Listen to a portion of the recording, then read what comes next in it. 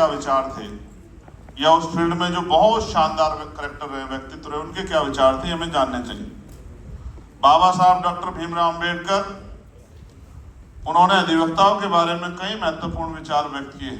उनका मानना था कि अधिवक्ता समाज के लिए महत्वपूर्ण है और उन्हें हमेशा न्याय और समानता की रक्षा की आवाज उठानी चाहिए। न्याय और समानता, बाबा साहब का मानना था कि अधिवक्ताओं को न्याय और समानता के लिए लड़ना चाहिए और उन्हें कमजोर और शोषित लोगों की रक्षा करनी चाहिए। सामाजिक जागरूकता, बाबा साहब ने अधिवक्ताओं को सामाजिक जागरूकता बढ़ाने और लोगों को उनके अधिकारों के प्रति जागरूक करने के लिए प्रेरित किया था। संवैधानिक नैतिकता, बाबा साहब ने अधिवक्ताओं को संवैधानिक नैतिकता के महत्व पर जोर दिया और कहा कि उन्हें हमेशा संविधान के नियमों का पालन करना चाहिए। ज्ञान, मेरा आग्रह रहेगा कि इस बात पे आप बहुत गौर से सुने। बाबा साहब ने अधिवक्ताओं को ज्ञान और शिक्षा के महत्व पर जोर दिया और कहा कि उन्हें अपने क्षेत्र में हमेशा नवीनतम ज्ञान प्राप्त करना चाहिए।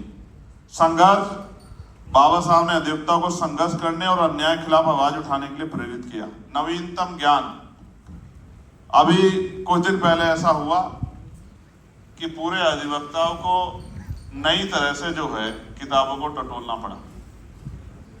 आईपीसी खत्म हुई, वो बीएनएस आ गई, सीआरपीसी खत्म हो गई, एविडेंस खत्म हो गया और उसकी जगह पे भारतीय नाम के साथ चीजों में बदलाव किया गया। धाराओं की सूचियां बदल गई। जहां पहले 302 होती थी, वो 302 में कुछ और आ गया। जहां 307 होती, 308 होती थी, उसमें 108 आ गया। तो कभी कभी जो हमारे पास भी कोई आ जाता है और वो कहता है साहब कार्रवाई तो हो नहीं रही है, तो हम उससे कहते हैं एफआईआर उठाओ। एफआईआर लेते हैं तो फिर ये सोचते हैं कि अब ये ऑफेंस कौन सा है, इसमें कितने साल की सजा है, क्या इसमें गिरफ्तारी का अधिकार है या नहीं है। तो फिर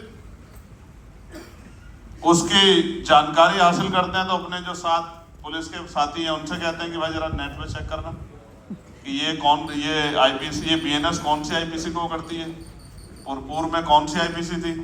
तो इस तरह से ये जो नवीनतम ज्ञान की बात है, मैं वकील साथियों से कहूंगा, वकालत का जो प्रोफेशन है उसकी शक्ति का जो प्रभाव है वो इस आधार पर है कि आपकी प्रैक्टिस कितने दिनों की है।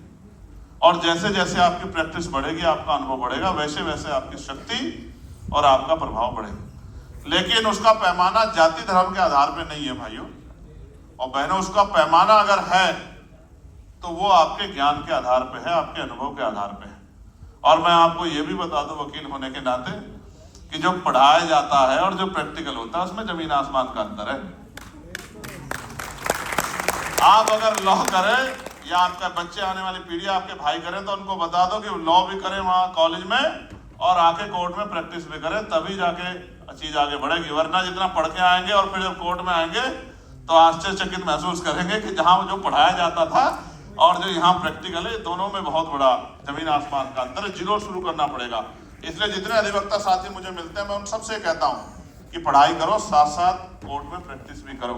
और बिना गुरु के ज्ञान नहीं होता, इस बात को भी जान लो। एक गुरु भी होना जरूरी है। प्रैक्टिकल थ्योरेटिकल में अंतर जो आप पढ़ते हैं उसको जमीन पर उतारने के लिए प्रैक्टिकली एक गुरु का होना जरूरी है। इसलिए अच्छे वकील, जो सीनियर वकील है, उनके नेतृत्व में सीखने का काम करें। जैसे हम 2 पहियों गाड़ी, 4 पहियों गाड़ी घर से चलाना सीख लेते हैं, लेकिन अक्सर उसमें जो है कभी आवश्यकता पड़ने पे ब्रेक की जगह रेस पे पैर रखा जाता है। इसलिए अच्छा ये है, मेरा अनुभव ये कहता है कि आपको एक गुरु आपके पास होना चाहिए। और जितने वकील साथी यहाँ पहुंचे मैं उनके लिए मंगल कामनाएं करता हूं, इस अपील के साथ कि वो अपने ज्ञान के स्तर को बढ़ाएं। क्योंकि जब आप कोर्ट में कभी भी अपनी बात को रखें तो आपकी डिबेट जो सुनी जाए तो वो सुनकर जो है लोग गौरवान्वित होने चाहिए, तभी आपकी वकालत का फायदा है। वरना जिस तरह का सिस्टम अभी है, मैंने अगर भाई यही वकील जो हैं यही जज बनते हैं, अभी तो सिस्टम ऐसा ही है। इन्हीं वकीलों में से जज बनते हैं, पहले ये न्याय के लिए लड़ते हैं, फिर ये न्याय करते हैं। इसका आधार क्या है? उसका आधार यही है कि अगर जो प्रभावशाली होता है, शक्तिशाली होता है, हालांकि कोलोजियम में तो कई आधार हैं, लेकिन फिर भी जो मेरिट को चैलेंज करता है, जैसे अभी कैद साहब हमारे जो हैं, जो मध्य प्रदेश जो है हाई कोर्ट के चीफ जस्टिस थे, और वो अलग बात है कि वो आती वाली सिचुएशन क्या बनी, लेकिन मैं आपको बहुत जिम्मेदार से कह सकता हूं कि वो सुप्रीम कोर्ट के लिए एलिजिबल थे। और मुझे बड़े दुख के साथ कहना पड़ेगा कि क्यों ऐसा हुआ कि वो सुप्रीम कोर्ट नहीं पहुंच पाई, ये हमारे लिए चिंता का विषय है।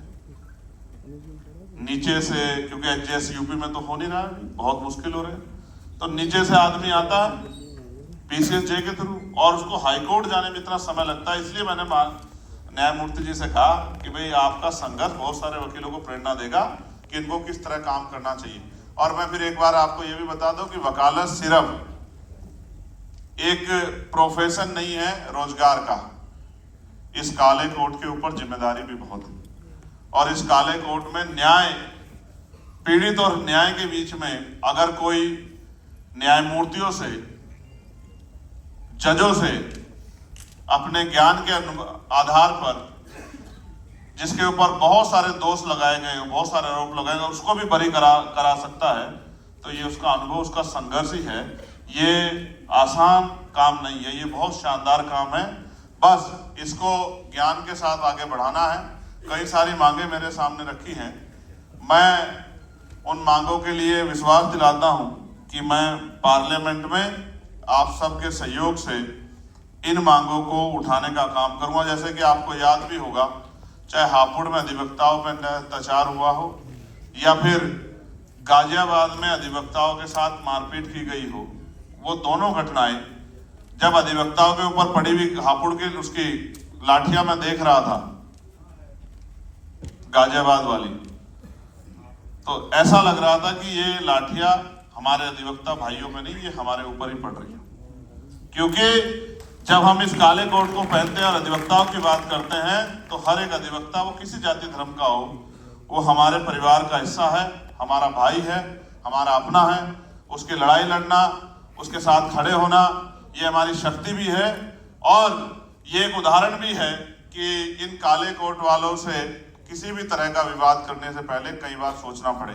ये तो दिल्ली है, दिल्ली के साथियों, बिजनौर तक के साथी हमारे यहाँ आए हुए हैं। दिल्ली में तो मैंने कई बार देखा है कि जब खाकी का और काले कोट का सामना होता है तो इमरजेंसी जैसे हालात हो जाते हैं दिल्ली। अगर ये धरना कर लें, स्ट्राइक कर लें, तो न्याय व्यवस्था पूरी डिस्टर्ब हो जाती है।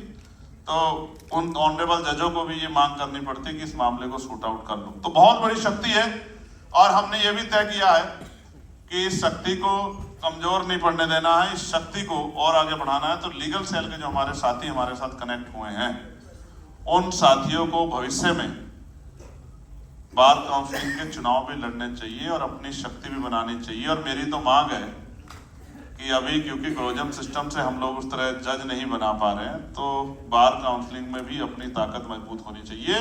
तो उत्तर प्रदेश बार काउंसलिंग में या दिल्ली बार काउंसिल, जहां भी बार काउंसिल के इलेक्शन होते हैं, हमें अपने विचार व्यवहार से अपनी शक्ति को बनाकर अपनी ताकत जो है बार काउंसिल में भी बनानी चाहिए। क्योंकि उनकी बातों को भी सुनना पड़ता है, उनकी बातों को भी ध्यान में लाना पड़ता है, उनकी मांगों को भी आगे बढ़ाना पड़ता है। जो मांग जैसे हमारे नवनिर्वाचित सेक्रेटरी साहब ने कही कि चैम्बर की समस्या, हाँ मैं मानता हूँ चैम्बर की समस्या है, लेकिन इसका अस्थायी इलाज भी जो है वो भी ढूंढना पड़ेगा। और वो तभी होगा जब हमारी बात बार काउंसिल के जरिए मजबूती से उठेगी और सभी बार काउंसिल ये लेटर लिख के दें कि भाई हमारे यहाँ चैम्बर की समस्या है, चैम्बर की समस्या को दूर किया जाए। क्योंकि देखो लगातार अधिवक्ता बढ़ते रहेंगे। सोचो आज 100 चैम्बर नहीं बना दिए, लेकिन नेक्स्ट और 100 वकील आ गए, तो कुछ मानक तय करके हम लोग इसको आगे बढ़ा सकते हैं। जैसे मांगे आपकी हैं कि अधिवक्ता सुरक्षा अधिनियम जल्दी से लागू किया जाए, इसके लिए मैंने पार्लियामेंट में जोर शोर से आवाज उठाई थी। अधिवक्ताओं के लिए राष्ट्रीय मेडिक्लेम पॉलिसी बनाई जाए। और मैं आपको बता दूं कि मैंने ऑनरेबल जो हमारे माननीय कानून मंत्री है, उनको भी लेटर लिख के अधिवक्ताओं की इस मांग को रखा था कि उनकी मांग को सुना जाए। भारत के प्रत्येक न्यायालय में अधिवक्ताओं के लिए पर्याप्त चैम्बर की व्यवस्था हो, अधिवक्ताओं को राजपत्रित गजेटेड अधिकारी का दर्जा दिया जाए, नए पंजीकृत अधिवक्ताओं के लिए निश्चित समय तक उचित भत्ते की व्यवस्था हो। नए पंजीकृत अधिवक्ताओं के लिए पर्याप्त अवधि तक प्रशिक्षण की सरकार द्वारा उचित व्यवस्था की जाए। सीनियर अधिवक्ता जो प्रैक्टिस करने में असमर्थ हैं उनके लिए उचित पेंशन की व्यवस्था सरकार द्वारा की जाए। अधिवक्ताओं के लिए भारतीय राजमार्गों पर लगे सभी प्रकार के टोल टैक्स समाप्त किए जाएं। अधिवक्ताओं के लिए सरकारी आवासीय योजनाओं में पर्याप्त कोटा लागू हो। अधिवक्ताओं के बच्चों के लिए प्राइवेट स्कूलों में उचित रिजर्वेशन कोटा की व्यवस्था प्रावधान किया जाए। क्लोजम सिस्टम के द्वारा जजों की नियुक्ति में रिजर्वेशन कोटा लागू किया जाए। पब्लिक सेक्टर अंडरटेकिंग में अधिवक्ताओं की नियुक्ति में रिजर्वेशन कोटा लागू किया जाए। केंद्र सरकार एवं राज्य सरकार द्वारा अपनी इच्छा के अनुसार की जाने वाले अधिवक्ता एसजी, एसजी, एजी, एएजी, ईटीसी की नियुक्ति में रिजर्वेशन कोटा लागू किया जाए। प्राइवेट सेक्टर में अधिवक्ताओं की नियुक्ति में रिजर्वेशन कोटा लागू किया जाए। माननीय न्यायालय द्वारा की जाने वाली रिसीवर, लोकल कमिश्नर एवं लीगल सर्वे अथॉरिटी इत्यादि में पर्याप्त रिजर्वेशन कोटा लागू किया जाए। SC, ST एक्ट के अंतर्गत दर्ज मुकदमों में स्पेशल पब्लिक प्रोसिक्यूटर, सरकारी वकील की नियुक्ति शासक शिकायतकर्ता की इच्छा के अनुसार की जाने की अनिवार्य व्यवस्था होनी चाहिए। और भारतीय न्यायिक सेवा आयोग की स्थापना, न्यायिक सेवाओं के लिए वार्षिक परीक्षा प्रारंभ की जाए, जिस प्रकार यूपीएससी की परीक्षा ली जाती है। ये 17 मांगे आपकी हैं। मैं आपको विश्वास दिलाता हूं कि इन मांगों के लिए मैं कल ही हमारे देश के कानून मंत्री को पत्र लिखूंगा और जब पार्लियामेंट चलेगी तो इन मांगों को जोर शोर से उठाने का काम करूंगा। मैं आपको फिर विश्वास दिलाता हूं, हालांकि अधिवक्ताओं का मंच, मैं आपको विश्वास दिलाता हूं कि अंतिम व्यक्ति, क्योंकि हमने भारत की पार्लियामेंट